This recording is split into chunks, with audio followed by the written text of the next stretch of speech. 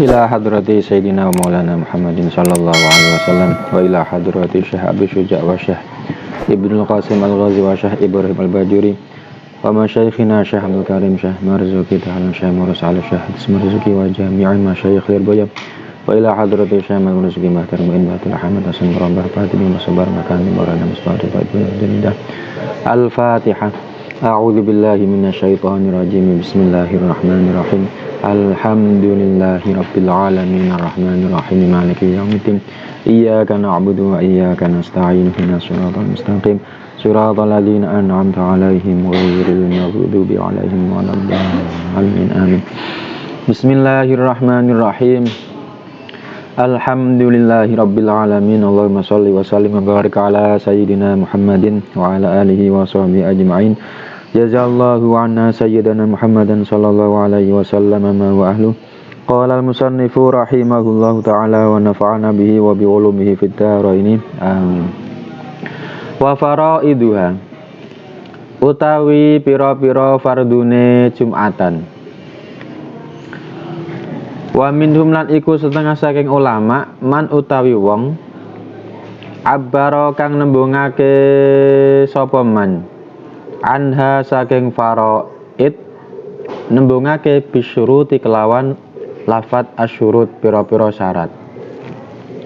Berarti wasyurutuha utawi pira-pira syarate Jumatan iku salah satu telu.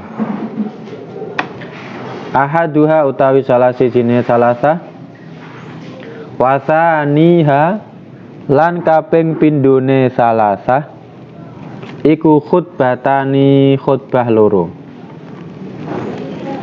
Yakumu kang jumeneng to kang ngadeg sapa khatib ayil khatibu tegese wong kang khutbah fihima ing dalem khutbataini waya jelisu lan lungguh sapa khatib bainahuma ing dalem antarane khutbataini. Waya jelisulan lungguh sapa khatib bainahuma ing dalam antarane khutbataini. Qala dawu sin al-mutawalli Imam Mutawalli doe lungguh mau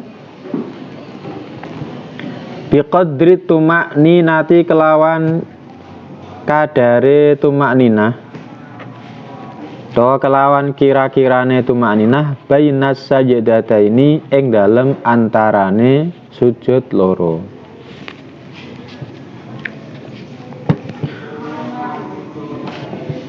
Walau ajaza lan lamun apes sapa wong apes lemah anil qiyami saking ngadeg wa khatabalan khutbah sapa wong wa khatabalan khutbah sapa wong qaitan hale kang lungguh au muttajian utawa hale kang turu miring au muttajian utawa hale wong kang turu miring soha mongko sah apa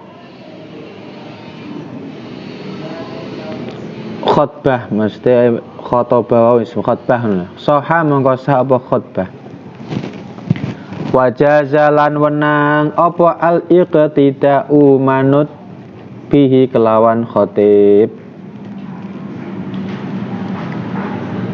walau ma'al jahli senajan iku ing dalam sartane ora ngerti binodon senajan iku ing dalam sartane ora ngerti utawa binodon ora ngerti bihalihi kelawan tingkae khatib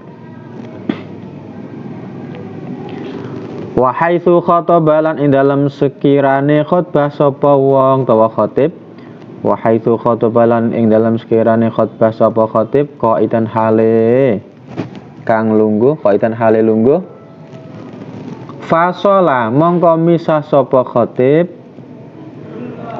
bainal khutbataini ing dalam antarane khutbah loro misah bisaktatin kelawan sak menengan La bittijain ora kelawan turu miring. Bisaktatin kelawan sak menengan. La bittijain ora kelawan turu miring. Pon. Wa faraiduha dados membahas tentang fardunya Jumatan. Dan ini lebih pasnya diungkapkan dengan syarat, sebagaimana sebagian ulama yang mengungkapkan fardu dengan syarat. Ya. Fardu ini sami mawon. Fardu atau syaratnya Jumatan itu ada 3. Yang pertama dan yang kedua adalah 2 khutbah. 2 khutbah yang dilakukan wajib dengan berdiri. Wajib dengan berdiri dan harus dipisah dengan duduk di antara 2 khutbah tersebut. Lah duduknya menurut Imam Mutawali niku dengan kadar seperti kadarnya tumakninah di antara 2 sujud.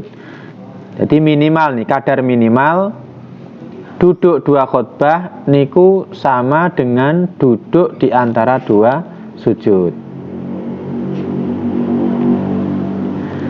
Lah ketika dia tidak mampu berdiri, maka dia boleh khutbah dengan duduk. Kalau tidak mampu duduk, maka boleh khutbah dengan tidur miring. Baik miring ke kanan atau miring ke kiri. Kalau tidak mampu khutbah dengan tidur miring, maka boleh khutbah dengan tidur terlentang. Dan meskipun makmumnya niku orangnya sehat, bisa berdiri, bisa duduk, niki boleh bermakmum dengan khotib yang tidak mampu tersebut. Tidak harus kalau jamaahnya mampu berdiri, khotibnya harus berdiri. Kalau khotib itu tergantung kondisi si khotib.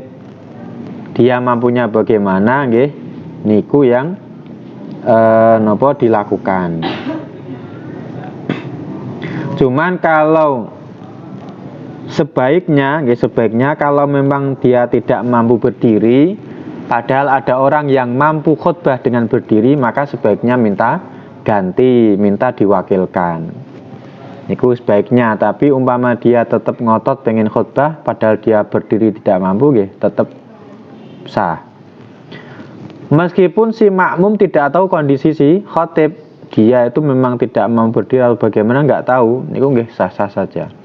Lah nanti kalau dia kok khutbahnya niku dengan duduk atau dengan tidur miring atau dengan tidur terlentang, maka kewajiban memisah antara 2 khutbah niku dengan cara diam. Kalau khutbahnya berdiri, maka wajib duduk yang memisah antara 2 khutbah. Tapi kalau khutbahnya sudah duduk, maka pemisahnya tidak harus dengan tidur miring, tapi yang penting saktah, diam, kadar tumakninah minimal yang dengan diam itu memisah antara 2 khutbah. Nah kalau ketika khutbahnya duduk, kemudian ketika diam dia sambil tidur terlentang, boleh atau tidak? Boleh. Boleh tapi tidak wajib. Yang wajib itu diamnya, bukan tidur terlentangnya. Nah, dalam khutbah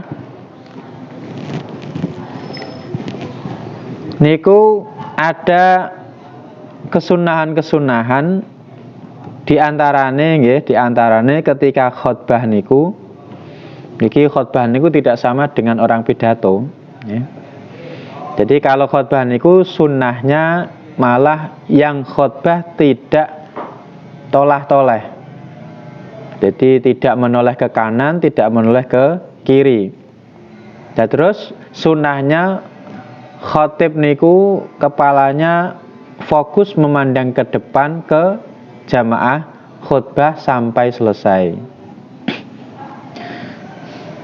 Terus kemudian begitu juga untuk jamaah Jumat juga sunnah untuk menghadap khotib atau memandang khotib dengan mendengarkan, sambil mendengarkan.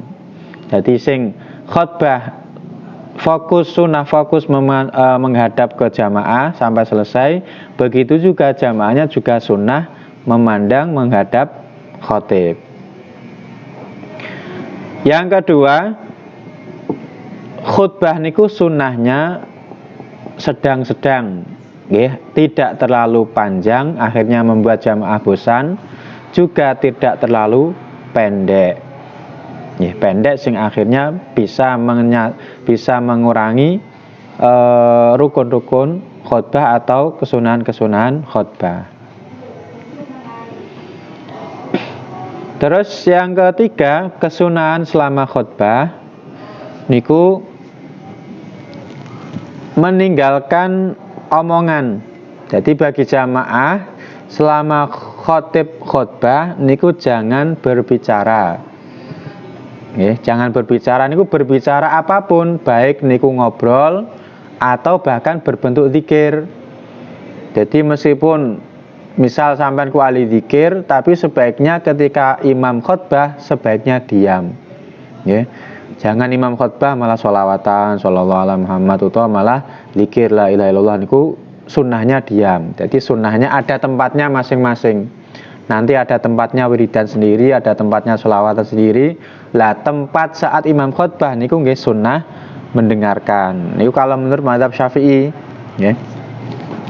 Jadi hukumnya hukum mendengarkan itu sunnah, artinya kalau berbicara tidak sampai haram. Kecuali kalau misal bersin, maka sunnah mendoakan orang yang bersin tersebut. Atau ketika nama Kanjeng Nabi Muhammad niki sunnah membaca sholawat dengan keras. Misal sang khotib membaca ayat innallaha wa malaikatahu yusholluna 'alan nabi. Sampean sebagai jamaah terus menjawab bersolawat dengan Nabi dengan keras.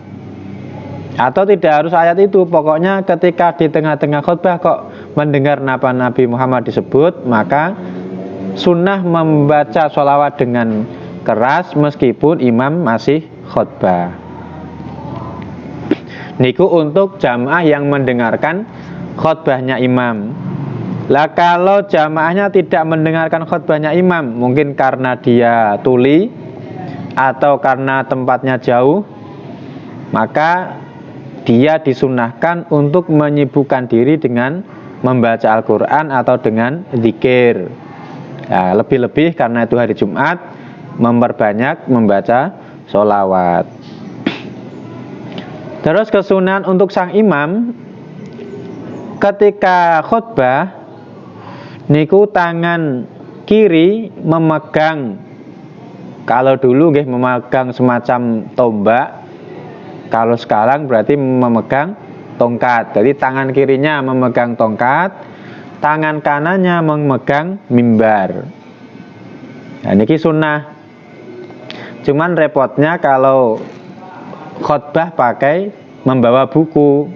Niki mungkin biasanya bukunya ditaruh di tangan kiri sambil memegang tongkat, terus tangan kanannya memegang mimbar. Niku sunnah. Jadi memegang pinggiran mimbar. Terus sunnahnya ketika duduk, tadi kan minimal duduk yang memisah antara dua khutbah itu minimal kadar tumakninah. Nah sempurnanya adalah kadar membaca surat Al-Ikhlas, Qul huwallahu ahad niku. Juga memang bagi sang imam ketika duduk niku disunahkan untuk membaca surat Al-Ikhlas. Jadi waktu duduknya kadar membaca surat Al-Ikhlas, dia pun juga disunahkan membaca surat Al-Ikhlas ketika dia duduk di antara dua khutbah. Itu bagi imam. Nah bagi makmum ketika imam duduk di antara dua khutbah niku disunahkan untuk memperbanyak doa. Ya, karena dalam hari Jumat niku ada waktu yang sangat mustajab. Cuman kapan niku dirahasiakan. Nah, menurut banyak ulama, waktu hari Jumat yang mustajab untuk berdoa niku adalah antara khutbahnya imam, yaitu waktu ketika imam duduk di antara dua khutbah. Nah, niku dipergunakan untuk memperbanyak doa, baik doa urusan duniawi maupun urusan akhirat.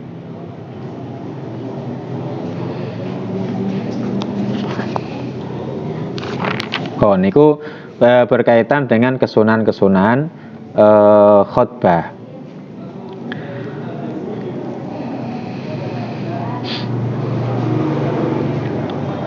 Wa arkanul khutbataini, utawi pira-pira rukune khutbah loro iku khamsatun ana 5.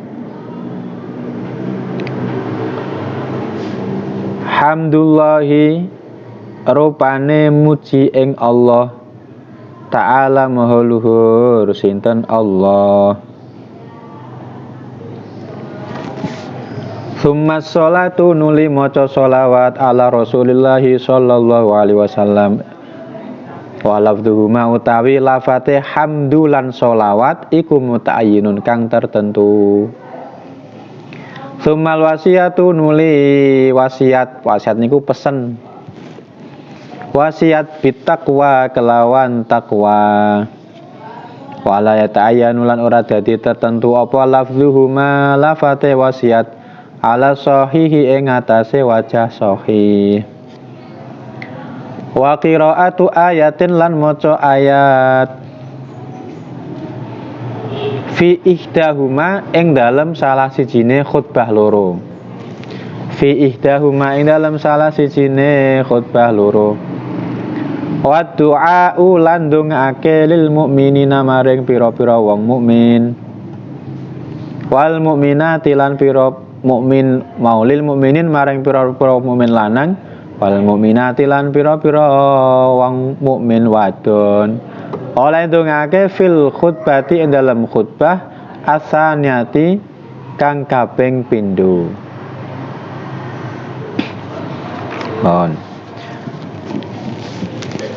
Nah, rukun-rukune khutbah, ketika kita mau khutbah niku yang harus kita lakukan niku ada 5. 5 niku secara global, kalau diperinci niku ada 8. Ada 8 karena yang 3 niku menjadi rukun baik pada khutbah pertama maupun khutbah kedua. Berarti 3, khutbah pertama 3, khutbah kedua 3, sudah 6. Terus ditambah 1 yang tempatnya bebas 7, tambah 1 lagi yang khusus pada khutbah keempat 8. Yang pertama adalah memuji Allah Subhanahu wa ta'ala. Terus yang kedua, membaca sholawat pada Nabi, baik hamdulillah, baik pujian kepada Allah maupun sholawat niku lafadznya sudah tertentu. Artinya sudah tertentu. Untuk pujian kepada Allah niku harus menggunakan lafadz-lafadz yang tercetak dari hamdun, ha, mim, dal. Entah itu berupa isim seperti alhamdulillah, entah itu berupa fi'il, baik fi'il madhi semisal hamidtullaha, fi'il madhi, atau berupa fi'il mudhari ahmaduhu atau nahmadullaha, utawa isim fa'il ana hamidun lillahi atau ana hamidullah. Niku bebas, yang penting menggunakan lafadz yang tercetak dari akar kata hamdan. Hamidah yahmadu hamdan. Niku yang pertama. Terus yang kedua, harus menggunakan lafzul jalalah. Baik alhamdu utawa nahmadu utawa hamidun atau hamitu niku harus disandarkan dengan Allah. Tidak boleh alhamdulillahirrahman, alhamdu utawa hamidur rahman, tidak boleh. Niku yang kedua. Yang ketiga, ketika membaca sholawat harus menggunakan lafadz yang diambil dari akar kata sholat. Sallallahu bisa menggunakan fi'il madhi utawa isim as-sholatu ala sayyidina Muhammadin, sholatullah ala sayyidina Muhammadin, utawa ana musallin ala rasulillah utawa usolli ala rasulillah. Niku yang penting lafadz sholawat harus diambil dari lafadz yang tercetak dari sholla yusolli niku. Tidak boleh menggunakan kata-kata rohimah atau kata-kata barokah atau yang lainnya. Terus yang untuk nama Kanjeng Nabi Muhammad ketika membaca sholawat tidak harus dengan menggunakan asma Muhammad, boleh menggunakan nama-nama yang lain, ya. Boleh menggunakan nama Ahmad, nama An-Nabi atau Rasulullah. Jadi wassalatu wassalamu ala Rasulillah sudah cukup. Tidak harus menggunakan wassalatu wassalamu ala Sayyidina Muhammad misalnya, harus. Niku dalam tata cara membaca sholawat. Yang ketiga, wasiat. Lah wasiat dengan takwa. Takwa niku napa to? Takwa niku yang disebut takwa adalah melaksanakan perintah, menjauhi larangan. Ya. Cuman dalam wasiat takwa niki meskipun kata-katanya menggunakan takwa, niku khotib tidak harus menyebutkan kedua-duanya. Tidak harus ada perintah melaksanakan kewajiban plus larangan melakukan maksiat. Nggih, salah satunya cukup. Salah satunya cukup. Tapi ketika wasiat niku la ta'anu lafdhuha ala sahih, menurut wajah sahih tidak harus menggunakan kata-kata wasiat. Nggih, dengan cara apapun. Ya, jadi tidak harus menggunakan usikum sak terusé. Cuman kalau yang paling baik niku satu menggunakan kata-kata wasiat, terus menggunakan taqwallah. Jadi usikum wa nafsi bitaqwallah. Niku pun cukup sebagai kata-kata wasiat.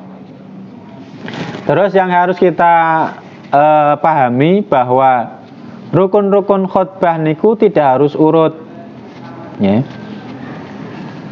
Makanya menggunakan meskipun kata-katanya menggunakan summa, kan summa sholatu summal wasiyatu, niku kalau menurut pendapat yang muktamad, summa tersebut tidak menunjukkan kewajiban tertib, tapi hanya sunnah. Sunnah niku urut, hamdu dulu, baru sholawat, baru wasiat. Cuman kalau tidak urut, niku sah-sah saja. Ada orang khutbah langsung wasiat, kemudian sholawat, kemudian baru memuji Allah, nggih sah-sah mawon. Makanya karena tidak ada kewajiban untuk urut, ketika orang niku membaca alhamdulillah, ya, tapi yang dibaca adalah ayat Quran. Misal alhamdulillahilladzi khalaqas samawati wal arda niku.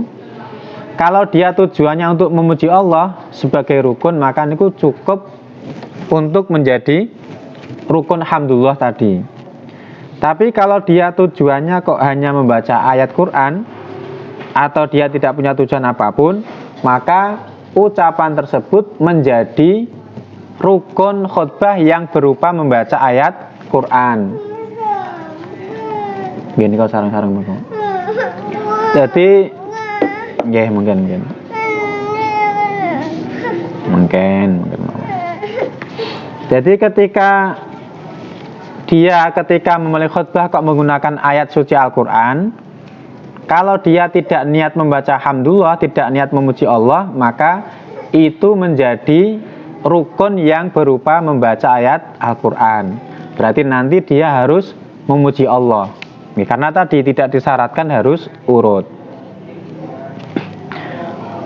Wa qira'atu ayatin fi ihdahuma. Rukun yang keempat adalah membaca ayat Al-Qur'an pada salah satunya. Niki bebas, mau dibaca pada khutbah pertama nggih silahkan, mau dibaca pada khutbah kedua ya silahkan. Tapi sebaiknya atau afdolnya dibaca pada khutbah yang pertama. Kenapa kok sunnahnya atau baiknya dibaca pada khutbah yang pertama? Karena ada rukun yang kelima, yaitu mendoakan orang mukmin mukminat pada khutbah kedua. Jadi supaya imbang, supaya imbang, khutbah pertama mengandung 4 rukun, khutbah kedua juga mengandung 4 rukun. Nah, kalau nanti ayat Quran dibaca pada khutbah kedua berarti kan tidak imbang. Berarti khutbah pertama hanya ada 3 rukun, yaitu hamdulillah, sholawat dan wasiat taqwa. Khutbah kedua berarti ada 5 rukun, hamdulillah, sholawat, wasiat taqwa, dan membaca ayat Quran dan mendoakan orang mukminin mukminat. Nah, supaya imbang niku sunnahnya rukun membaca ayat Quran niku dibaca pada khutbah yang kedua. Pada khutbah yang pertama. Lah ayat yang dibaca yang menjadi rukun khutbah niku harus ayat yang memahamkan. Jadi tidak cukup misal qaf atau nun atau yasin, niku tidak cukup. Jadi yang disyaratkan ayat yang dibaca adalah ayat yang bisa dipaham dan juga punya makna yang dituju. Misal entah itu tentang ayat tentang ancaman, tentang janji-janji, tentang nasihat dan lain sebagainya. Lah terus apakah harus 1 ayat penuh? Kalau menurut Mu'tamad tidak harus 1 ayat penuh. Yang penting ayat niku meskipun sebagian ayat, tapi kalau sudah memberikan pemahaman, punya makna yang dituju, niku sudah dianggap cukup. Jadi tidak harus 1 ayat penuh. Tapi kalau utamanya 1 ayat utuh, 1 ayat penuh.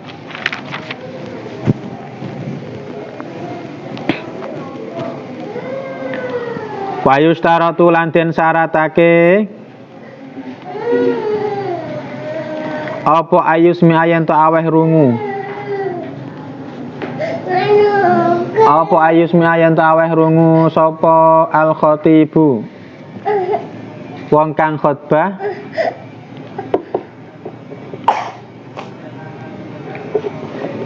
arkanal khutbataini ing pira-pira rukune khutbah loro.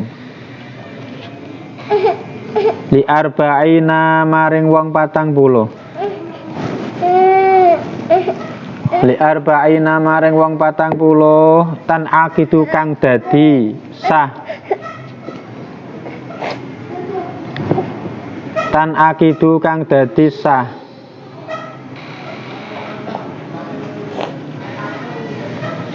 Bihim kelawan arba'in apa al jumu'atu jum'atan.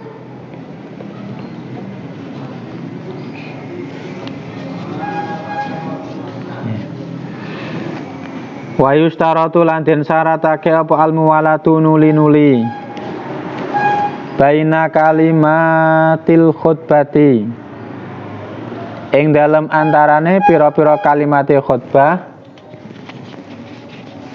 wa bainal khutbataini lan ing dalem antarane khutbah loro. Falau farraqa mongko lamun misah-misahake sapa khatib baina kalimatiha ing dalam antarane pira-pira kalimat khutbah, walau bi'udhrin senajan iku kelawan uzur, walau bi'udhrin senajan iku kelawan uzur, Batolat mongko batal apa khutbah. Batolat mongko batal apa khutbah. Wa yustaratu lan den syaratake fiha ing dalem khutbah apa satrul aurati nutupi aurat wa taharatul hadasi lan suci saking hadas wa taharatul hadasi lan suci saking hadas wal khabathi lan najis fi saubin ing dalem klambi wa badanin lan awak wa makanin lan panggonan. Niki syarat-syaratnya khutbah nggih. Ada 12 syarat yang wajib dipenuhi untuk khutbah Jumat. Karena nanti ada bedanya antara syarat khutbah Jumat dengan selain khutbah Jumat. Kita kan mengenal ada banyak khutbah selain khutbah Jumat. Ada khutbah Idul Fitri, ada khutbah Idul Adha, ada khutbah gerhana matahari, ada khutbah gerhana bulan, ada khutbah sholat istisqa, termasuk khutbah-khutbah yang dilakukan pada waktu haji, yaitu khutbah pada hari ke-7 bulan Dzulhijjah, atau khutbah yang disebut dengan Yaumuz Zinah. Ada khutbah ketika hari ke-9 yaitu hari Yaumu Arafah. Ada khutbah yang dilakukan di Mina pada tanggal 10 dan lain sebagainya. Nah, khutbah-khutbah niku semuanya dilakukan setelah sholat, kecuali khutbah Jumat dan khutbah hari raya. Nah, dulu pada awal-awal Islam, khutbah Jumat niku dilakukan setelah sholat, seperti khutbah Idul Adha sama. Jadi sholat Jumat dulu, setelah sholat Jumat baru khutbah. Tapi kan ada kejadian Nabi niku di tengah-tengah khutbah ada rombongan pedagang datang, datang dari dagangannya. Nah, sahabat niku yang tadinya Jumatan mendengarkan khutbah Nabi, karena ada rombongan dagang langsung buyar menyerbu pedagang niku. Hanya ada tinggal beberapa, akhirnya terus turun ayat niku nggih, wa ila ra'au tijaratan aw lahwan fadu ilaiha wa taraku ka qaima. Jadi Kanjeng Nabi ditinggal berdiri khutbah sendirian. Para sahabat semuanya lari menyambut pedagang yang datang niku. Lah, akhirnya sampai saat niku khutbah Jumat dipindah sebelum sholat. Jadi khutbah dulu baru sholat. Kalau selain niku sholat dulu baru khutbah. Idul Fitri sholat dulu baru khutbah.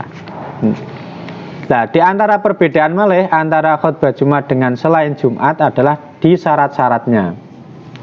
Kalau syarat dalam khutbah Jumat niku ada sekitar 12. Pertama, ayusmal khotib, orang yang khutbah harus memperdengarkan rukun-rukun khutbahnya kepada 40 orang yang bisa menjadikan sahnya Jumatan. Dulu orang yang sempurna dalam dirinya syarat-syarat Jumatan termasuk mustautin. Jadi ketika dia khutbah, dia harus menggunakan suara yang bisa didengar oleh minimal 40 orang. Atau kalau menurut pendapat yang utamat minimal 39 orang. Karena kalau khotibnya tidak diwajibkan untuk mendengarkan khutbah, artinya misal khotibnya tuli, menjadi khotib sah atau tidak? Hukumnya sah. Meskipun dia tidak mendengar, tapi kan dia memahami apa yang dia ucapkan. Jadi 40 niku memasukkan tidak memasukkan imam. Nah, yang kedua, sama ini artinya memang ada orang minimal 40 yang dengar khotbahnya sang imam. Jadi yang penting itu ada orang 40 yang mendengarkan khotbahnya imam meskipun belum datang di tempat Jumatan, tapi dia sudah dengar nggih mboten napa-napa. Dadi niki yang menjadi keharusan itu khotbahnya didengar oleh minimal 40 orang. Itu yang pertama. Yang kedua, yang ketiga, ya, di pertama isma, kedua sama, ketiga mualah. Mualah niku antara rukun-rukun khutbah tadi niku harus berturut-turut, antara hamdu dengan sholawat, antara sholawat dengan wasiat, antara wasiat dengan membaca ayat, atau antara wasiat dengan mendoakan orang mukmin niku harus mualah. Begitu juga harus mualah antara dua khutbah. Antara khutbah pertama dengan khutbah kedua niku juga harus mualah. Terus yang terakhir harus mualah antara kedua khutbah dengan sholat Jumat. Lah mualah niku batasnya sampai berapa? Mualah niku batasnya tidak boleh jaraknya melebihi waktu yang cukup untuk melaksanakan sholat 2 rakaat. Okay. Jadi antara hamdu dengan sholawat tidak boleh jaraknya melebihi waktu yang cukup untuk sholat 2 rakaat. Begitu juga antara khutbah pertama dan kedua. Begitu juga antara kedua khutbah dengan sholat Jumat. Ya, jadi makanya kalau misal qomat niku nggih jangan terlalu panjang. Kalau panjang-panjang sing akhirnya waktunya melebihi yang cukup untuk 2 rakaat, maka khutbahnya batal. Ya, khutbahnya batal. Kalau batal wajib diulang lagi. Begitu juga duduk antara 2 khutbah jangan terlalu lama-lama. Artinya jangan sampai waktu duduk di antara 2 khutbah niki cukup untuk melakukan 2 rakaat. Lah kalau waktunya kok cukup untuk melakukan 2 rakaat niki berarti dianggap wis terputus. Okay. Sudah tidak mualah lagi, berarti khutbahnya batal, harus diulangi dari awal. Terus syarat yang keempat adalah menutup aurat. Niki bagi khotibnya. Okay. Orang yang khutbah niku harus menutup aurat, berarti minimal baina surah wa rubah. Yang kelima, orang yang khutbah harus suci dari hadas, baik hadas kecil maupun hadas besar. Begitu pula harus suci dari najis. Nah, yang harus suci dari najis niku baik pakaiannya atau tubuhnya atau tempat yang bersentuhan dengan tubuhnya. Berarti kalau dia kok khutbah membawa tongkat, maka tongkat yang dia bawa harus suci. Kalau dia khutbah memakai buku khutbah, maka bukunya harus suci. Termasuk yang harus suci adalah bagian-bagian mimbar yang tersentuh tubuhnya. Tadi kan ada kesunahan menyentuh mimbar. Nah, yang disentuh itu harus sing bagian yang suci. Kalau yang tidak tersentuh dengan tubuhnya tidak suci tidak apa-apa. Tapi kalau yang tersentuh tubuhnya lan itu harus suci. Termasuk yang diinjak oleh kakinya, niku harus suci. Terus yang keenam, syaratnya harus berbahasa Arab. Syarat yang ketujuh harus seorang laki-laki. Syarat yang kedelapan harus berdiri bagi yang mampu. Syarat yang kesembilan harus duduk di antara 2 khutbah. Jadi kalau khutbahnya berdiri, maka syaratnya adalah di antara 2 khutbah dia harus duduk. Syarat yang ke-10 harus dilakukan sebelum sholat Jumat. Syarat yang ke-11 dilakukan di dalam waktu zuhur. Syarat yang ke-12 dilakukan pada bangunan pemukiman. Seperti dulu pernah disinggung, tidak boleh melaksanakan Jumatan di luar pemukiman yang permanen. Niku nggih sami. Nah, ke-12 syarat niku yang menjadi syarat khutbah selain Jumat niku hanya isma wasama. Harus keras dan harus ada yang mendengarkan. Kemudian harus orang laki-laki. Yang terakhir yang menjadi syarat adalah harus berbahasa Arab. Nggih, cuman syarat yang terakhir niki untuk khutbah selain Jumat, syarat harus berbahasa Arab kalau memang dia khutbah di komunitas orang Arab. Berarti kalau orang Indonesia ketika khutbah Idul Fitri misalkan tidak harus menggunakan bahasa Arab. Jadi mulai awal sampai akhir kecuali ayat Quran ya, boleh menggunakan bahasa Jawa atau bahasa Indonesia. Jadi wong niku ketika khutbah Idul Fitri niku tidak harus menutup aurat, tidak harus suci dari hadas, juga tidak harus suci dari najis, juga tidak ada keharusan harus duduk, juga tidak ada keharusan harus berdiri. Niku beda. Jadi ke-12 syarat tadi niku menjadi syarat untuk khutbah Jumat. Wasalisu utawi kang kaping 3 min faraidil Jumati saking pira-pira fardune Jumatan iku antusolia yen to salat sapa wong antusola iku antusola yen to den lakoni salat apa Jumat iku antusola yen to den lakoni salat apa Jumat bidomi awalihi kelawan den waca doma awale lafatu sholla ini kelawan 2 rakaat fi jamaatin ing dalam jamaah tan akhidu kang dadi sah bim kelawan jamaah opo al jum'atu jum'atan wa ustaratu lan den syaratake opo wuku hadi sholati tumibane ikilah salat ba'dal khutbataini ing dalem sause khutbah loro bi khilafi sholatil aidi kelawan nulayani salat id fa innaha mongko setuhune salat id iku qoblal khutbataini ing dalem sadurunge khutbah loro.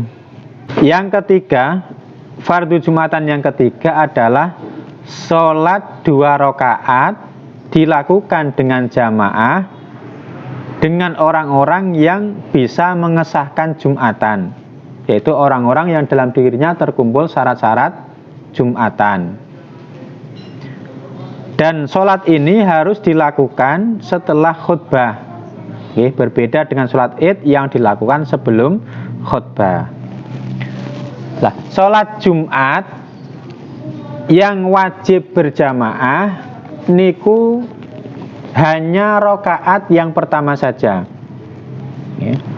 Jadi pada rakaat yang pertama niku harus dilakukan secara berjamaah minimal dengan orang 40.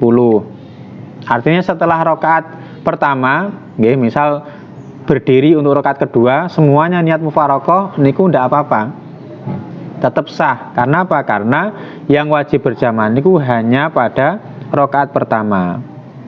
Tapi kalau syarat jumlah 40 niku menjadi syarat mulai awal Jumatan, mulai khutbah sampai salam. Jadi kalau syarat Jumatan itu hanya pada rakaat pertama, tapi kalau jumlah 40 niku menjadi syarat mulai khutbah sampai salam. Nih makanya niki ada napa?